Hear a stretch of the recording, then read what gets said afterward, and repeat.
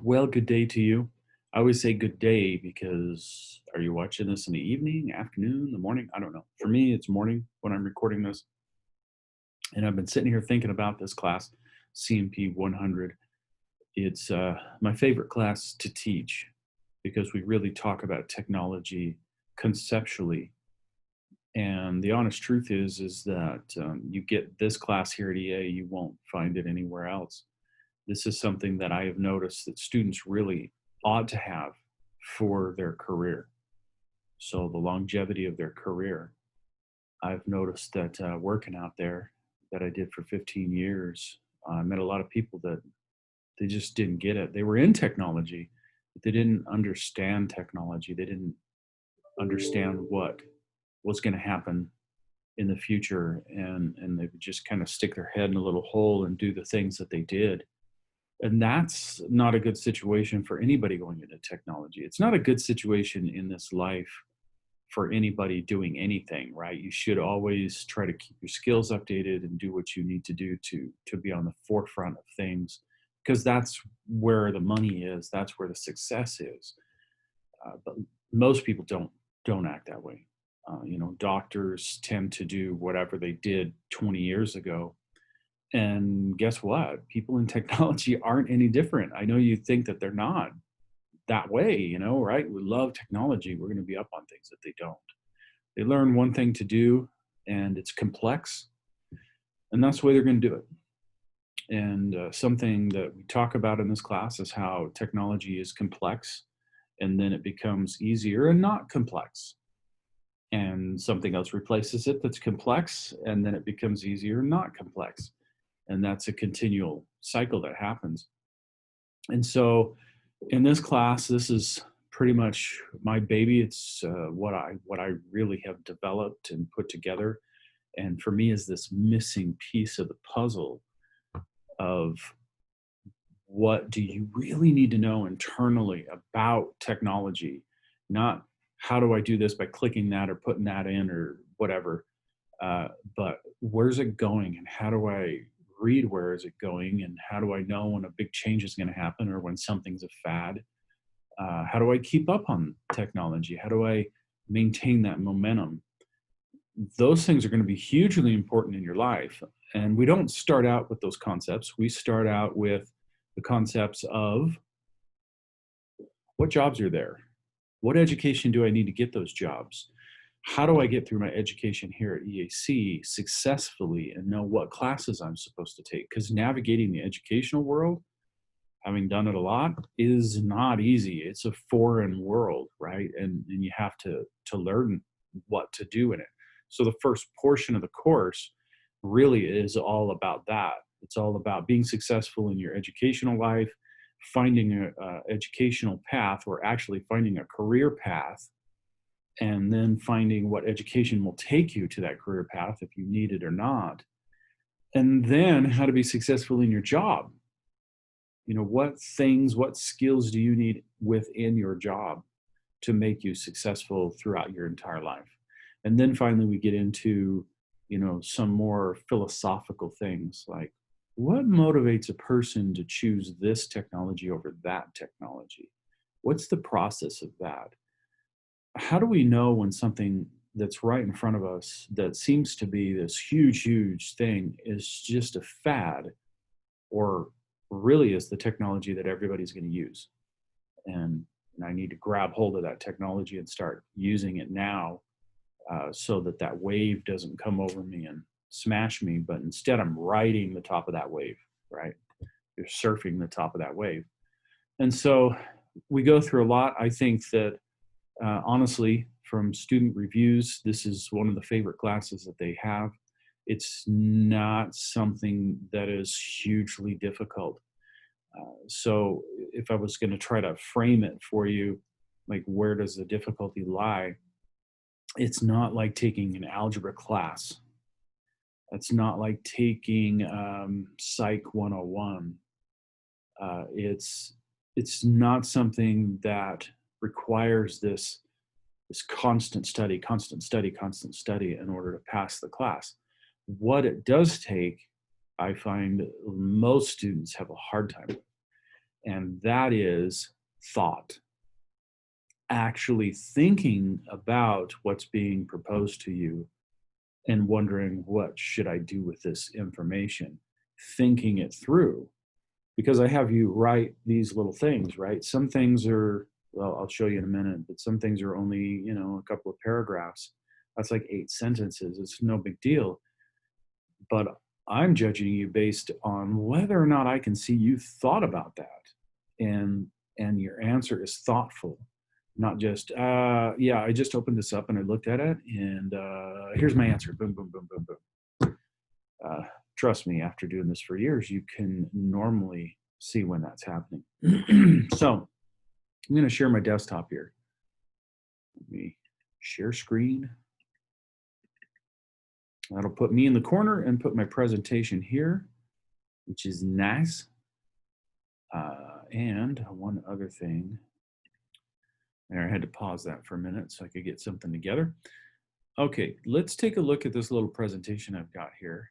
This presentations really are to keep you on track more than it is to please the person that's viewing them. It's to make sure that I hit those points and I'm not like, oh, dang it, I forgot that one thing, right? So CMP 100, I call it becoming a technologist, trying to put you in a situation where you're not just a techie, not just somebody who likes shiny things and buttons and whatever the new thing is, I want to play with that. But becoming somebody who can look at that thing and go, what effect is this going to have on me, on society? How is it going to affect my job? Which that's, primary importance because you want to be successful. You don't want to lose your job, right? And so it doesn't mean you can't be a techie too. Right. I love, if I had all the money in the world, right, I'd have like 18 different phones just because I just want to mess with them, right? I'd have tons of computers. I'd probably buy a notebook computer every single year just because I want to mess with it. It's new. Ooh, that one's blue, that kind of thing. But I also look at that and go, hey, the form factor on these notebooks is changing. What are the technologies that allowed that to happen? And is this something that's going to be consistent and going to change our society a bit? And you may think, well, that's kind of stupid because it's just a notebook that maybe folds, right? Well, it's not if you're the person that has to buy the technology for the company, right? You have a bunch of people that you're trying to keep satisfied. And you don't want to just keep them satisfied. You want them to go, gosh, dang, that James McBride is good. I remember when we started using that, we were using that a year before everybody else was using it, right? That's what you want to be because you're going to get the pay raises, you're going to get the success, you'll get the job offers for other places because that's what you do, right? And it's not a difficult thing to do. It's just some people don't think that way. Anyway, let's get into it. Things to know about the class. This class is about your education. We will delve into certifications and where that fits in. I'm not going to talk about that now because we talk about that later. Do you need certifications? Maybe. Maybe not. Do you need education? Yeah. The standard out there is a 2-year degree. So you really need that. What jobs are out there? Like when you look around at technology, what do you think of? Do you just think of somebody that fixes computers or somebody that runs a server, or are you so new to it that you're like, I don't even know. I don't know what you would do. I just know there's a bunch of jobs out there. So we're going to look at those jobs. I'm going to pull them up. I'm going to have you do a paper on it, basically. And don't worry, it's not like an English paper. I'm not an English teacher. Could be, but I wouldn't like it. So I'm not looking for where your periods are and commas are. I'm looking to see if you put your thoughts together and presented it to me and I can understand it, right? That's what I'm looking for. And so I'll have you go out and do some research on jobs and you'll say, hey, I like this one and I like that one. And these are the job responsibilities and so on. And then technology itself, right? Then we're going to take a look at technology and we do that through the lens of history and all the new stuff that's happening now. And that's the part I like the best. And that's really the last half of the class.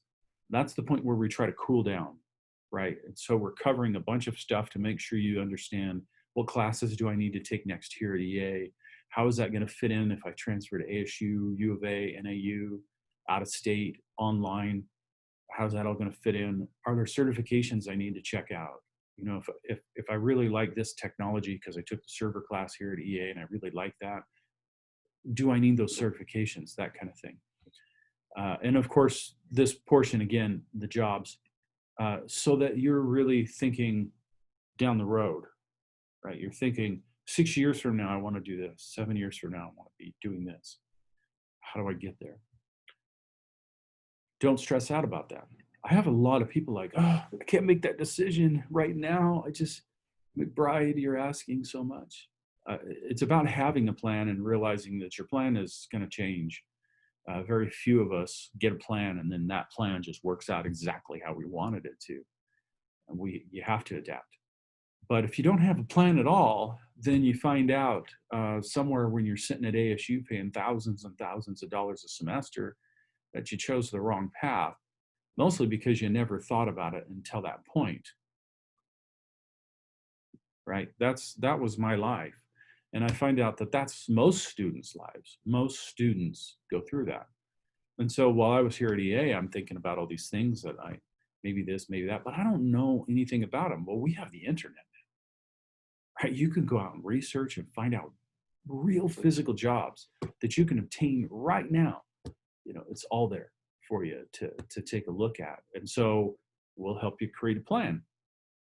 And then, you know, if that plan changes because you took the HTML class, the web design, and you're like, oh, I love this stuff, then at least you know the process, right? Okay, well, I'm going to do this instead. So let me go check this out, right? There's no textbooks. What's in there, I've written myself, or I've included links to things, so you don't have to buy a text for this class. So don't worry about that. And that's spelled wrong, so let's put in there. Everything in this course I put in there or wrote. So it comes from me if you're wondering who did that. So, hey, cut me some slack, right? I've revised it many times and will continue to revise it. And I may have used the wrong there in some place, right? So cut me some slack. I cut you slack on that stuff. So you cut me some. Due to COVID, I'm going to put these lectures online. Now we will meet, but the hope is that you're going to review the lecture online. And then when we come in, we can discuss things, right? Now, what this is going to allow us to do is basically, I just told you how it's going to work. For the first class, I'll come in and talk to you just like this, because you may not have watched this video. After that, though, you know, say, hey, go watch that video. And then when we come in the next time, right, then I'll say, oh, I wanted to add this to it. Or what did you guys think of that? Or do you have questions about such and such? And that's for two reasons. Like the biggest, of course, is the fact that a student could come to EA with COVID. And that would mean that we would be shut down within a couple of weeks after starting. And heaven forbid that happen. I really don't want to see that happen. Even worse, because it would impact me personally, I come down with COVID and can't be here. So what about your course? Do you just not get a grade because you can't finish it because the instructor's not there? No, that won't happen, right? All the lectures will be there. All I'll need to do is grade it or have somebody grade it if I'm incapacitated. So we're kind of preparing for those contingencies that may happen and making sure that that's not going to be an issue for you. And that's the point. The point is that the student is my focus. You're my focus. And I need to make sure that you get everything that you need. And if COVID's going to disrupt us in some place, I don't want your experience to be diminished because, well, it's just not there. So the lectures will be online. But I do plan on meeting. Now, again, that may change, right? So that may be like, okay, we're only meeting once a week. We'll meet on a Friday, or I don't know. We'll see what happens. But right now, if you're watching this before Monday start date, we'll meet on Monday and we'll talk about all this stuff then. And here's my video, right? And always, always, always, please watch for announcements and emails in Canvas. Canvas is what we're using. So I don't plan on sending you emails directly to your Monster Mail or anything. You've got to go into Canvas, check your emails, because you may go in there and find out, oh, we're not meeting today, right? That you need to know that. So make sure that you're checking Canvas all the time. Use the student app. I can show you guys that in class, but Canvas has a student app that you can link to it. And then it'll, on your phone, it'll just come up and tell you, hey, you got a message. And then you can just look at it right then. That's what I do. So I know immediately when a student messages me, and it makes it really quick because I can go in there and I can respond to you immediately. All right, now the other really important thing is, where does your grade come from? Where does, looks like I gotta fix a few of my spelling errors. 2 Z's. I threw this together yesterday afternoon. Okay, so where does your grade come from? Notes. Top line, notes. Take notes on my lecture. They are graded. So you won't have to have notes on this one, but if you do, you'll get bonus points. But you will have to have notes. You will turn those notes in. You'll upload them into Canvas, and I'll read them. It's important that you are on time with your notes. So we're going to take a look at Canvas in a minute, and usually the way I run a course is in Canvas, I'll give you due dates. Here's the due date, here's the due date, here's the due date, but I won't close it off. And that, for some students, that's just the noose around their neck. They just hang themselves with that. And what I mean by that is that they go, oh, I'll do that later. Oh, that's so small, I don't have to worry about it. I'll get that next week. Pretty soon they have 8 assignments that they need to do, and eventually they won't be able to get it done. And so follow the due dates, get the due dates in. But again, we're dealing with COVID times as well. I'm hoping COVID doesn't hit any of us, but chances are you're going to know somebody that it does hit, and you're going to, be dealing with that. If your grandmother or your mom or dad gets ill, right, you're going to be dealing with that. And so I don't want to put these dates that are just closing on you and now you can't do the work anymore. So it'll be open, but finish on due dates. I will send out a reminder if I don't get something, because the honest truth is if let's say you took notes for 3 weeks that you haven't turned in, and then you finally turn them in and they're not good enough, then you're going to get really low scores basically on 6 different note turn-ins or 4 different note turn-ins, whatever happens to be listed. And you're going to go, whoa, I should have got a 50 on that, 50 points possible, but instead I got a 10. Is there any way I can make it up? No. You're not going to make up work in this class. The due dates, right, are there, and the close dates or the end dates aren't until the end of the course. So I'm not going to say, yeah, go ahead and do it again. No. That's why you need to turn in the notes so I can look at those and I can say, hey, these are really good. Here's your full points, or these need a little work. Here's your half points. And then that way you can adjust your note taking to what they need to be. So more on notes in just a little while, but let's go on. Now there are a few quizzes, and they're really late into the game, into the end. And I noticed last time people didn't take it seriously enough, and they didn't do well on it. I actually give you a study guide for those.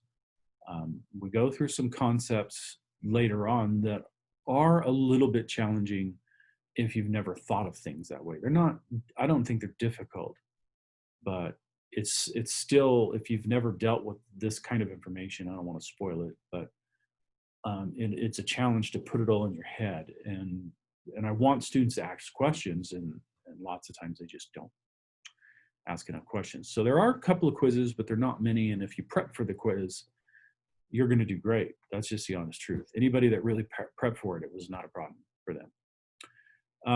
I have these little reflections.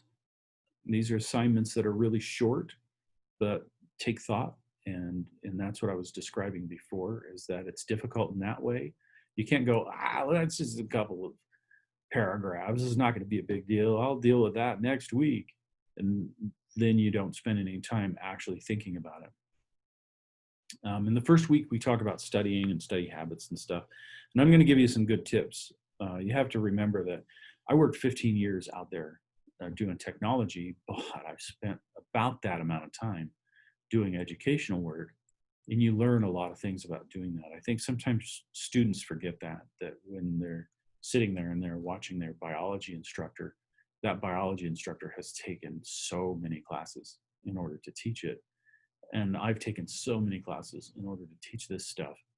And so I know how to do it. And I made a lot of mistakes, right? Moving up through education. And so I can give you, hey, do this and do this. It's going to save you a ton of time. Think of it this way, right? And so we'll talk about that in the first week information. So reflections are short, but they take thought. And then assignments, there are some assignments in there, and they're longer, but they also take thought. And there's not as many of those. So there's going to be these reflections that happen where basically I'm asking you to reflect on what I've presented to you. And then there's going to be assignments, for instance, that I say, what certifications are you interested in, and what, tell me about those certifications. What are those certifications? That kind of thing. The biggest one, and again, I'll talk more about this later, but the biggest one is basically you saying, this is the job I want. 10 years from now, this is the job I hope to have. That's what I really want. And I make you tell me, what job will you probably have to have before that?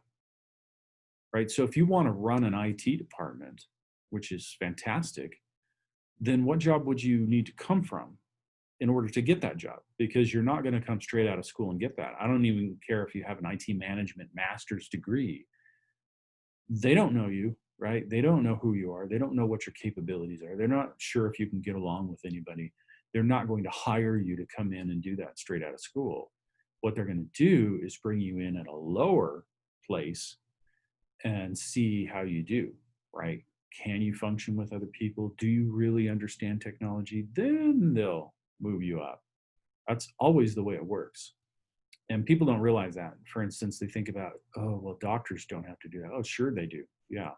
Doctors go to school for a really long time, and then they get hired for basically the doctor grunt position someplace.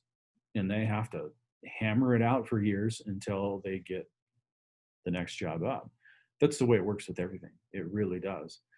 And so that's what the longer assignments are. That's probably the longest assignment we have. That'll take you a couple weeks to put together. And we do that. We have class time for that. But at the same time, if we're not meeting so much, you'll have the time. You'll have to block out some time to do that. Reading and thinking are key to a good grade.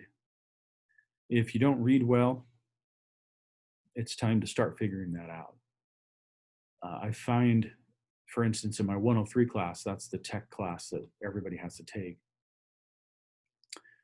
Those that can't read well are the ones that have the lowest grades and suffer the most because they don't understand the instructions. They can't follow the instructions well. Reading is key in our society, whether it's off of a computer screen or it's out of a book. And so if you have trouble reading, this is where you seek help, right? This is where you go over and talk to James Pryor and say, I got some trouble here reading, and you sit down and somebody helps you figure that out so that you can be successful in everything you do. Some people, of course, read just fine, but they just want to avoid it. They just don't want to do it. No matter what you're going into, that is a bad philosophy. You just can't do a job without reading. And in the tech field, that's very much so. If you're a person that's not reading, then you're not keeping up with anything. You're waiting for the YouTube video to come out so you can watch it. Well, the YouTube video is probably going to be later than what you need. In technology, there's a lot of times where you have to pick up and know something months after it's released. And there's no YouTube videos on that, and there's not going to be for a year or so. And so you need to have this skill of reading. And my readings are actually really small. I'm telling you honestly, I got like a couple page here. It's no big deal. But, right, students look at it as though it's a process. Okay, I'm going to sit down and I'm going to read this. It's not long, blah, blah, blah, blah, blah, blah, blah. Okay, yeah, I read it. Sweet. Let me go do the assignment. Oh, wait a minute. I don't know how to answer that. Well, yeah, because when you read it, you really didn't spend much time reading it, right? You just really just went, well, I read it, boom, boom, boom, I went through it.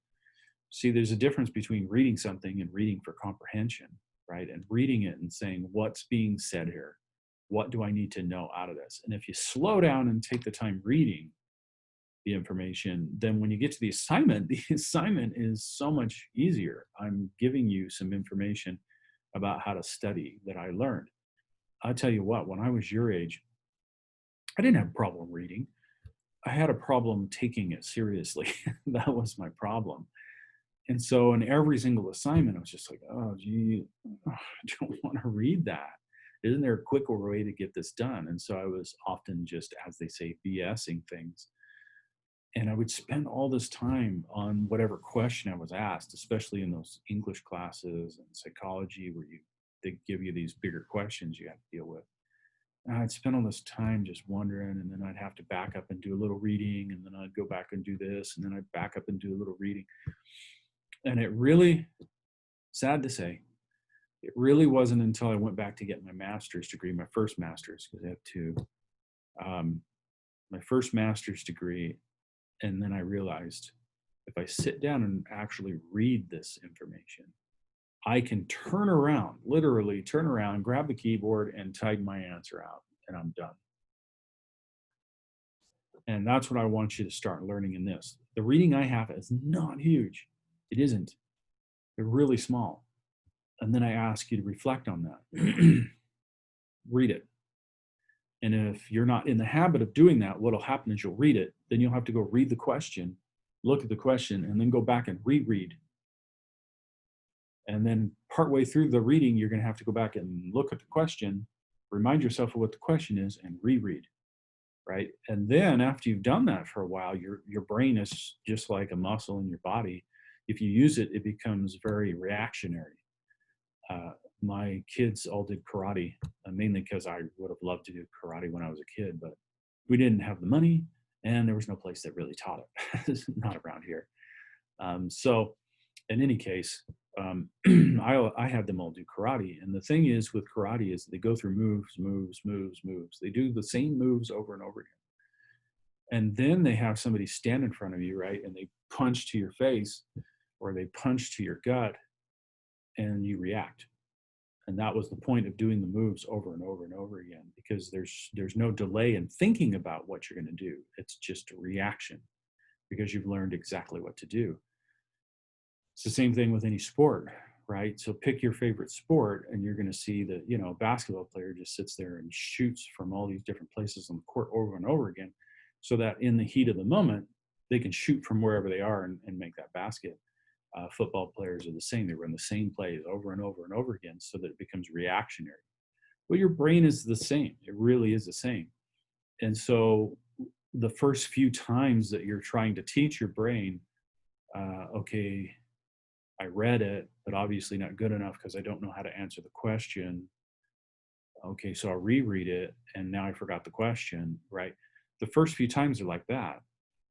The next times after that, it's you read it, you read that question, and you're like, there's the answer, right? Because your brain has learned that that's what you do. That's how you do it. And your brain can get out of that process, no different. So I do have students that return. And so their brains were in that process, but now they've been doing the same repetitive job over and over again. And now they have to relearn it, just like your muscles. They do the same thing. So this is where your grade's coming from. Top line notes, make sure you take care of your notes. There's very few of these quizzes. Reflections, you're going to have a bunch of those, and you're going to have a few of the longer assignments. And all of them require this, reading and thinking, really reading and thinking about it. So what I'm going to do is jump over, that's my router there. Of course, I'm not logged into it because I'm not at home. So this is just a page. Sorry, they put these controls right up at the top and you can't see the controls, but I have to get them out of the way. All right, so I'm going to go to Canvas. And you know what? You don't have to sit here and watch this. Let me pause for just a minute. All right, I'm back. So these are all the classes that I have. I've got a lot of classes to teach. But here's our networking and technology. That little icon, that's an animation coming off of an old Commodore 64. So that's something. Oh, one of the things I wanted to mention is another reason why we're doing having these videos and then talking about them is because they want me to teach like this. And well, I know that's just super cool. It's very hard to do this. It's a lot different. I mean, it's hard enough for anybody to wear these masks and walk around a store and do their job, but it's really hard to lecture for 30 minutes or in my more advanced classes, an hour in one of these. It's hard to hear, so you got to yell louder. And then, my glasses are getting all fogged up. Jeez. So that's another reason, is that that's not going to be easy. So we're going to avoid that. All right. So this is what you're going to come into when you get into your CMP 100. This almost over won't be there. I'm going to take that off. Obviously, that was last fall. I have the Canvas overview. If you want to look at it, if you haven't gone through Canvas, that's always there to kind of help you out. But Canvas is pretty straightforward. And I have some course resources. So there's a link where I talk about myself that's really quick about my history, but I'm going to do that in these videos. And then there's Office 365 University. I should add a title to that. Let me edit it right now. So you can get that for $80 for years. So you can pay $80. We're trying to get it here at EAC for free, like a lot of colleges and universities do, but we're still fighting that battle. Rock on. But you can get your own because you're a university, you're a higher ed. And so you can get your own, and it costs you $80 for 4 years. So you pay $80 and you get 4 years to give you a terabyte of disk space. And they, you only have to renew it every 4 years. And yeah, you can put it on like 5 machines. So you can have Office on your Windows machine, on your phone. You can do a lot of stuff with it. The thing is, with this Office 365, you have a login. So it ties it to a login. So really briefly, the concept here is you follow that link and you have to use your Monster Mail account. Now, you don't have to use the Monster Mail for your actual Microsoft account. What the Monster Mail account is doing is verifying that you are a higher ed student, because only higher ed students will have a .edu address, and your Monster Mail has that. And so they'll send it to that to verify, okay, they're a higher ed student. Then you can go through the enrollment process and put in whatever you want, and you get OneNote, OneDrive. If you haven't used Microsoft's online stuff, it's fantastic. I would not live without this. And then there's some Microsoft Azure Dev Tools that does have some free Microsoft stuff. I'll talk about that later. But you can ask me if I forget, say, hey, what about this stuff? But this doesn't give you Word and Excel or anything. No Word, no Excel for free. You can get Windows 10 for free. You can still get 8 out there. You can also get the developer tools. There's tons of stuff you can get in this. And then there's the VMware. So if you're running a Mac, you can actually get the parallels. So you can run Windows on your Mac and stuff like that. This is not available to you. Notice it's closed off. So, and then we start. So I'm just going to show you, kind of a layout of what's going on here. So right here, this is a description of the course. Here's our educational options leading to a career in IT and IS. So if we click on that, just to show you what it looks like. I give you kind of just a brief, which I'll talk about this. So when this is not the lecture, I guess I should say, for this particular unit. I'm just kind of showing you, what's available to you. All right, so then you have this one, a course sequence and declare major, where I have you actually turn in your course sequence. And again, if you're wondering, well, what is that, McBride? Well, I'm not talking about that yet, so don't stress about it. Go through the differences. I talk about the differences between high school and college. This is one of the things when we meet, right? I want your input, especially those of you that have gone through high school and then you went and did a job and then now you're back in education. Your input is invaluable on that because I say a lot of things to students and they're like, yeah, but you're a teacher, right? That's the attitude. And when I have somebody in class that goes, you know what, that is so true. And let me add this, that's very powerful. I will honestly see the younger students that haven't gone through that kind of go, what? I need to know that. You know, I'm listening to you, right? So this is what you take notes on, right? This is what I'm going to talk about. And then right here, notice this little pin mark. See, these have 50 points, 50 points right here. So let's take a look at that. That's your notes turn in. This is where you would upload the notes. And I restrict it so that you have to upload a PDF. And so I'm going to do another video because this one's getting long that'll show you how to make a PDF if you've never done that. And it'll just be about that. So if you're a person that's been, I know how to make a PDF, well, you don't have to watch that. So that video will just be about making a PDF. All right, let me close that so it'll quit going there. And then this one. So this was educational success, notes turn in. You're going to do it in a PDF form. I'll talk about notes in just a minute. And then here is, I got to move this bar again. So I know you can't see it, but let me get it out of the way. This is the question. Think about what you've learned in reading about the differences between high school and college. Identify 4 things you feel you will have to change about how you approach learning to succeed in college. Right? So what I'm looking for is some thought. I'm looking for those 4 things, right? So I can tick them off. You got 4. Okay, now you got half of the points. And then what did you say about that? Were you honest? Were you like, well, actually, I have a really hard time taking notes. So I've never had to. And so I don't know what this is going to look like. So that's number 1, you know, and so that you're actually putting in some thought, right? The thought, I'm telling you, takes just as much time as just having to type it out on the computer. So take a look at that. Anyway, that is basically just kind of the breakdown of how it will be. And these have due dates on them, and I'll be putting due dates in. These you won't see. Those are lectures from last year, so I'm going to be taking those out, but you'll actually see a link to the video that I'm doing now. So last thing about the notes that I want to mention. Some people love to handwrite notes. That's great, but I really don't want handwritten notes. You are going into technology. Pause for effect. That's right. You're going into technology. So type it out. If you want to write it out, then write it out, but have it converted to text, right? I have people do that. They'll have an iPad and they got one of those pencils and they write it out. Well, then use a program that allows it to convert your writing to text and turn that in.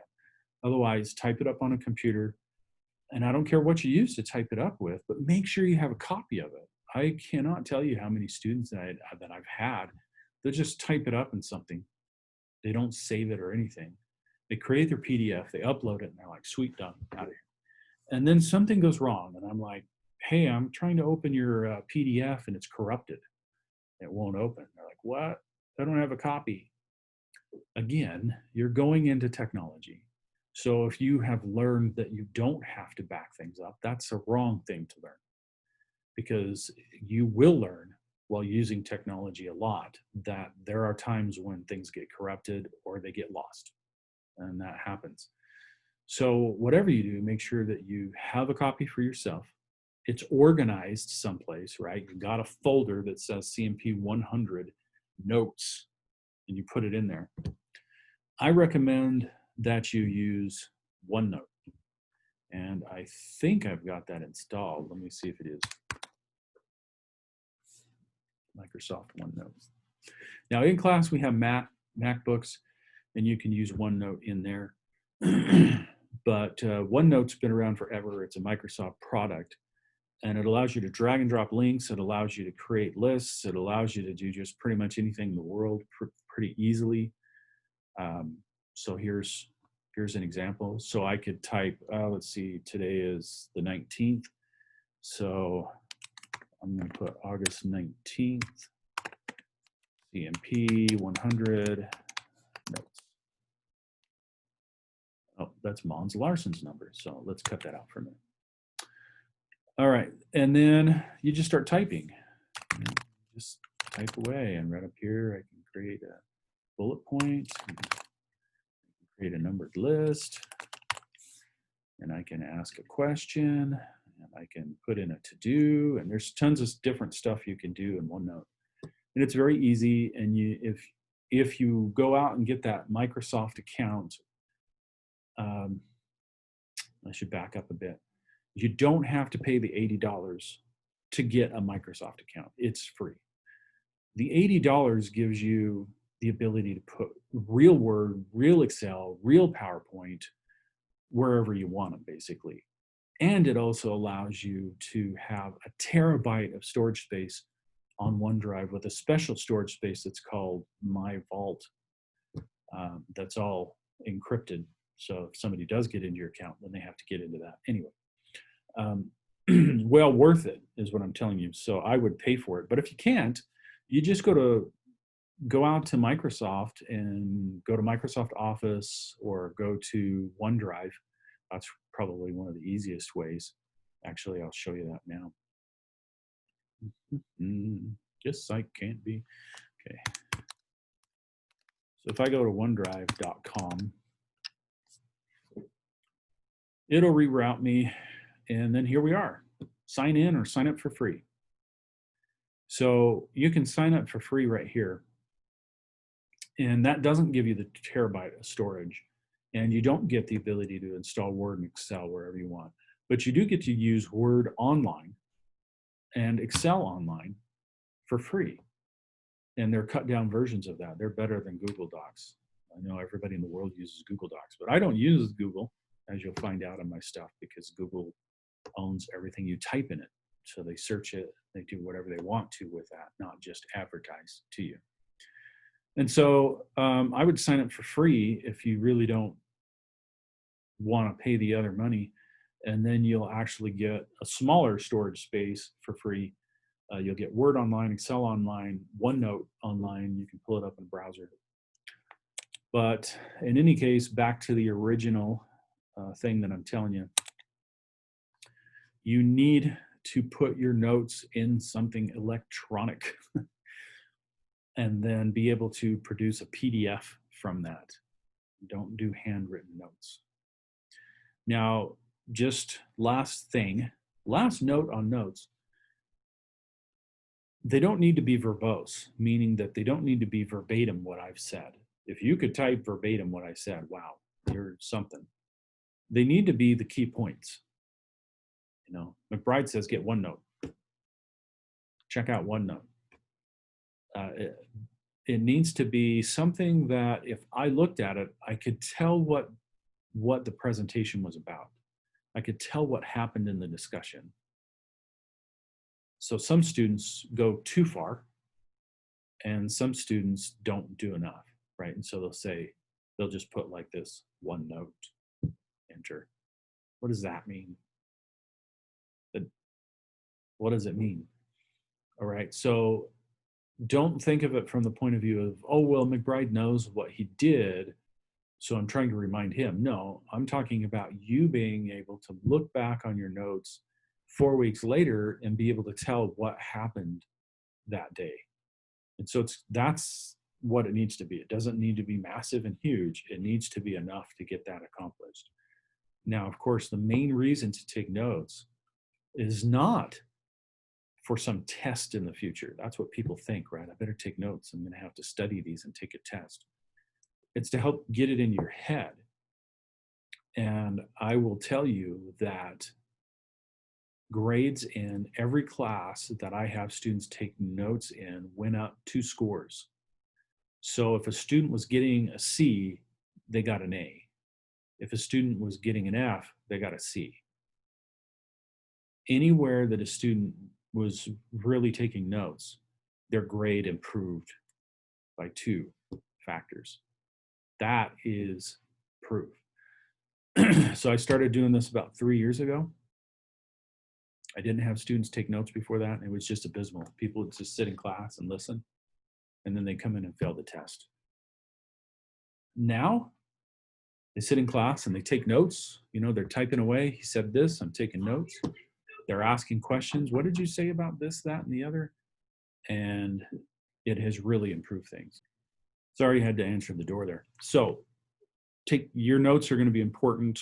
In my classes, you'll take notes in CMP 250 networking, 285, which is ethical hacking, 151, which is the PC repair or computer systems 1, and 100. The only class I don't have people take notes in is 113, where we go through the different operating systems.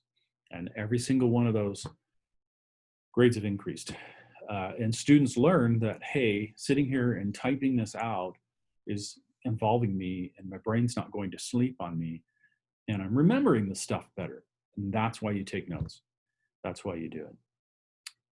All right, that is it. This video is really long. I will not have super long videos, and I'm likely going to break them down according to topic so that the topics are all there. Any questions? I'll say this almost at the end of every video. Please ask. Don't not ask.